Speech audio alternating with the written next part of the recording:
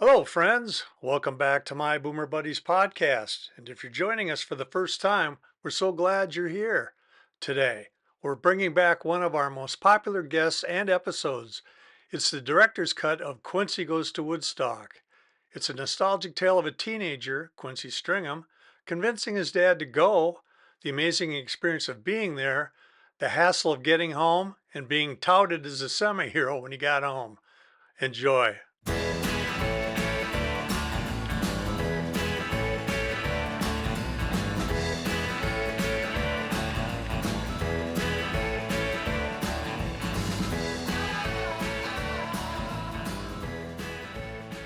Hello, everybody. Welcome to my Boomer Buddies podcast. We're old friends telling it like it was and is. Listen in as we cover various topics and share our boomer thoughts, experiences, and personalities while mercilessly giving each other the business. Welcome, Quincy. Tell us a little bit about yourself and maybe how we got to know each other. Hi, Rick. I'm calling you from where I live in downtown Chicago. You see, I'm in the basement of my house. It was built in 1886 with all the problems that come with that and all the good things that come with that. So I know it looks like I'm in the bowels of the Titanic, but it's really just my basement man cave.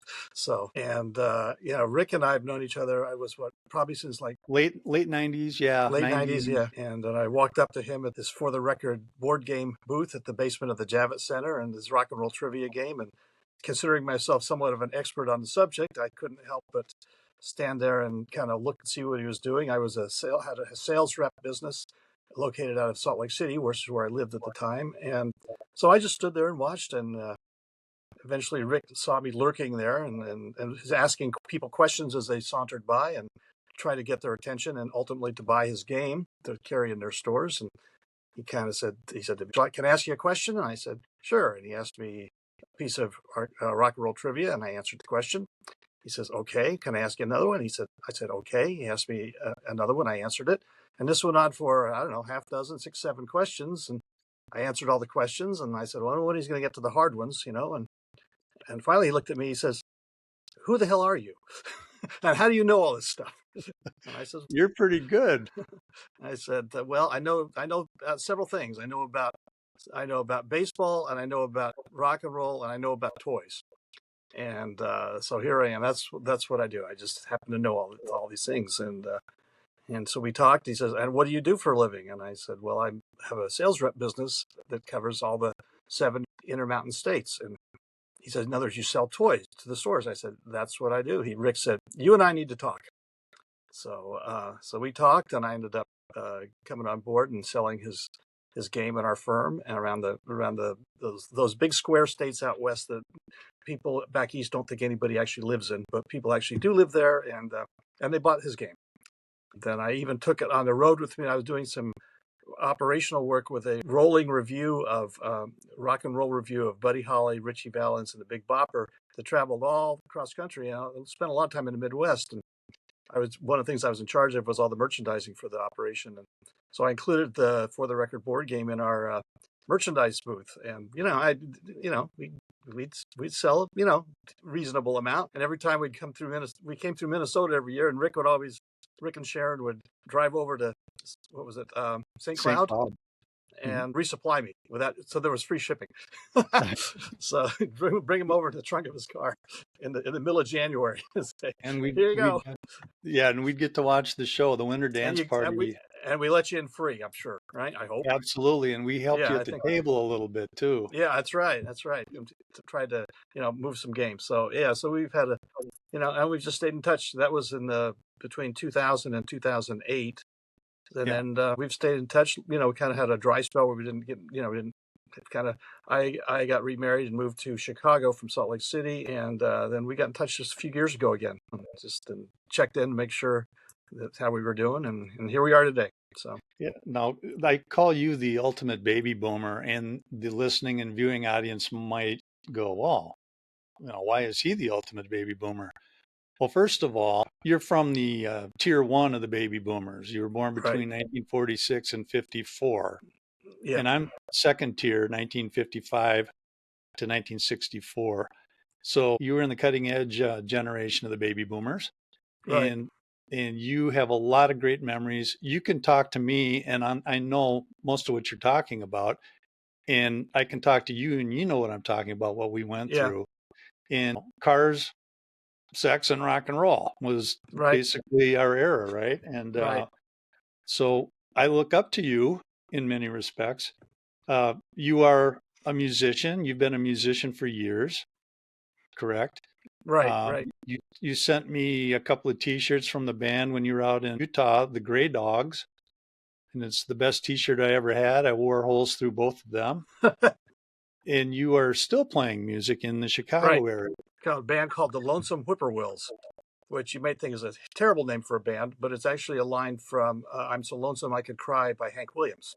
Yeah, And that our music basically starts about at Hank Williams and goes forward to, you know, Chris Stapleton or whoever the current, whatever. So we have a 50, 60 year spread. And if somebody wants us to play the Stones or Tom Petty or whatever, we can do that because we've all played since we were 12 years old and, pretty much played most of the genres over the years. And we've just kind of settled on this kind of mishmash of country flavored rock and country. It's because it's fun. But we do have a definite twang factor. yeah. So Quincy is the ultimate baby boomer, just by experience. And I'm jealous because he is still a musician and plays. I've always wanted to be a musician, but I'm not. So I'm kind of jealous. And the other thing is, Quincy actually did something that I tell people I did, but I didn't really. I was 12 years old in 1969, and I tell people I went to Woodstock. Quincy actually did go to Woodstock, and it's a great story how you were able to go. Do you care sharing that with the listeners and viewers, Quincy? Sure, Great sure, story. sure. I was just finished my sophomore year in college. I grew up in the suburbs of New York City. It was about 150 miles from Woodstock or from Bethel, which is where she was held.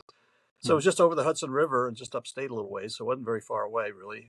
The rumors started coming down that this event was happening, and a bunch of my friends and I said, "Oh, this would be cool. We should go to this." And eventually, it was first it was on, then it was off, then it was on, and it was in a different place, and we didn't have really any hopes that it was actually going to happen. And then eventually they started advertising on the local top 40 stations, and they had tickets available. So most of the guys just kind of dropped out of the picture about doing it. But my one friend Bert and I said, "We're going to go." So we went up and we actually paid our $17 for the weekend, Mhm. package ticket, So I actually one of the people that bought a ticket. And so we had the tickets and everything set. Bert volunteered to take his car, which I thought was a great idea. So you never know what would happen to the car. So he was volunteered, Mhm. and I thought that's great. And he had this beat up red Mustang convertible, which I know sounds great, but this thing was a beater. I mean, this thing had been through the wars. He got this used, and it sounds better than it was, but it was still cool. Still a car. It was still a Mustang convertible, right? So we took that up, and we were going to take that up. Now everything was fine. I was 19 years old. I was an adult, right, of age. I could just go do it. Didn't need anybody's permission, but I did have a good relationship with my parents. I was a good son, good kid, and so my dad was a semi-professional musician. He's a piano player. He played all the greatest hits of the 30s and 40s. He can sit down and play for an hour and a half without stopping. He got it. He understands music, and so I did. I thought, well, I just as a courtesy, I'm going to tell my dad. Oh, by the way, Bert and I are going to this music festival, and August whatever it was, 15th or whatever it was, and I wouldn't just didn't anticipate any problems at all. Except my dad said, I don't think this is such a great idea. I don't think you should go. And I apparently he remembered being 19 a little too well himself. Mhm. And I was shocked that he didn't think this was a great idea. Anyway, this was Woodstock is now 3 weeks away or so, and we have the tickets. I've invested money in this, and Bert is counting on me going, and I have to go. So my dad and I went the rounds for about 10 days, and we'd have this conversation almost every night. And he was intractable, and I wouldn't give up. So one night, I just happened to say, "Dad, if you were my age, and Louis Armstrong and Tommy Dorsey and Glenn Miller were playing 150 miles from your house, and that's about as far as I literally that's as far as I got." And he just cut me off and he said, "Oh yeah, okay, go, but behave Yeah. yourself." but behave Yeah. yourself. Don't get in any trouble. I said, don't worry, I won't get in any trouble. And I didn't get in any trouble. I had some adventures for sure. I just needed something that he could relate to. And So do so, you still have the ticket stub? of course not. No, but I do know what happened to them because, I was in the mud and the wet and the water and all that stuff, and I had on my jeans, my Levi 501s. By the way, I was going to college out in the West. I went to college in Utah, and out there, all the kids wore Levi 501 jeans with the button fly, which didn't exist on the East Coast in 1968 and 69. They were Gotcha. still wearing quote unquote denims on the East Coast. And so I was always unique in high school and college and high school and stuff back there because I was the only kid in our school that wore Levi 501 shrink to fit jeans with the button fly. And all the guys found that button fly thing. They couldn't believe that my pants had button flies. I was more interested in what the girls thought about that, but they didn't. I don't have any idea what they thought. Yeah. That was my kind of my trademark. It was those pants. But anyway, so I wore those pants up there, and up, of course. And when I remember coming home, when I finally got home at the end of the weekend, and I remember taking those pants off and getting a jump in the shower or whatever, and the pants are filthy and wet and dirty and all that. And I'm cleaning out the pockets, and I reach in my back right pocket, and I pull out this crumpled up wad of cardboard because, of course, we didn't need the tickets, right? They Right, they didn't right. collect them, so I had them. And I remember looking down at them, and they were recognizable, but they're all wet and crumpled and wadded up. And I thought, maybe I should keep these, but no, and I remember I threw them away. Yeah, yeah. So it's one of those kick me moments, 20 years Well, later. Quincy, luckily, history has been kind to you as the ultimate baby boomer, and you do have proof that you were there. And That's true. let us show the audience. If you're listening in, there's a Woodstock movie poster that's on the video screen right now. And Quincy, you want to tell us where you are in the audience, that sea Well, of madness? unless you're colorblind, I'm easy to find because if you look to the right hand side of the screen and you see the guy standing up with the blue T-shirt, the bright blue T-shirt on, that's me. Okay, I'm going to zoom in.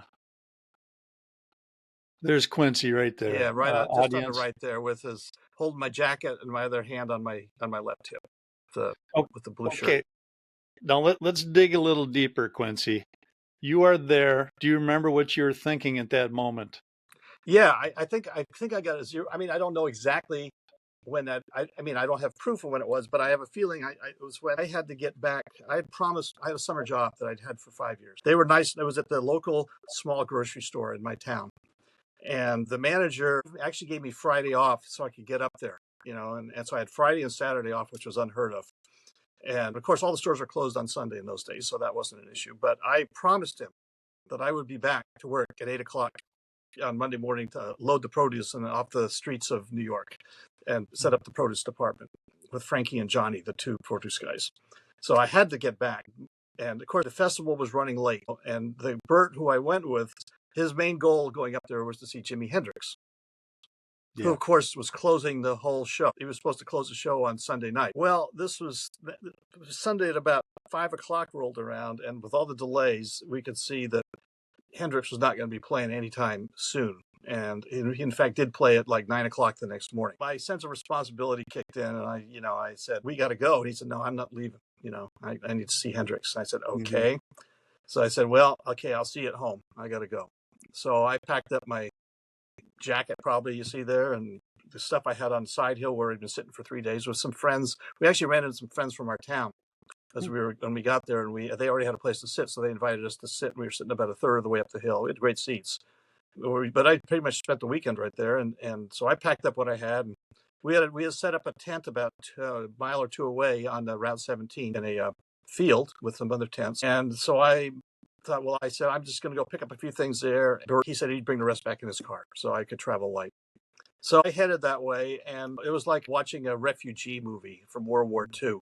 Mm. With all the kids on the street heading back to home at that point. They were starting to leave. And except the hair was a lot longer and the clothes were a lot more colorful than they were in those World War II movies. But anyway, I walked about 15 minutes and I thought, this is ridiculous. The closest place is Monticello, New York, that has a bus station. I see all these thousands of kids heading that way. They're all going to want to take the bus, probably. A lot of them will. And then how many buses can there be from Monticello, New York to New York on a Sunday night? Yeah. So the chances of me actually getting out of here on my own is slim and none. So I thought, I guess I'm screwed. So I turned around, went back to the hillside, and then it took me about 15 minutes to figure out where the heck I'd been sitting because it, came in from a little different angle. And I think that's when to answer your question in a long way. I think that's where that picture was taken because I think I'm looking for where I had sat before. So I finally found it after another 10 or 15 minutes looking around in where I thought was the vicinity, and the other guys were there, but Bert wasn't there. And I go, well, where's Bert? And they go, oh, well, he got feeling guilty too because he had a Monday morning job too. And oh gosh, I guess I better get back too. So he says, I'll just hustle back in. I'll meet him at the campsite while he's picking up. And so he and I crossed. He was leaving and I was coming back. Uh, So I hustled back to where we parked the car, and I found it.